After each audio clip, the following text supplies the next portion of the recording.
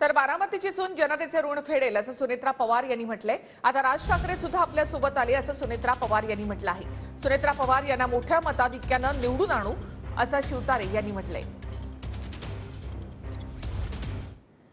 श्री मंगलदास बांदल आणि वासुदेव नाना काळे तसेच सर्व आपले सहकारी आपल्या बरोबर खंबीरपणे उभे आहेत। श्री राज ठाकरे सुद्धा आपल्या बरोबर आल्यामुळे आपली ही वज्रमुठ अधिकच घट्ट झालेली आहे। आपल्याला एकच सांगते की ही बारामती मतदारसंघाची सून आपल्या सगळ्या जनतेचे फेडलेले ऋण, म्हणूनच आपण सगळ्यांनी जास्तीत जास्त घड्याळाला मतदान करावं।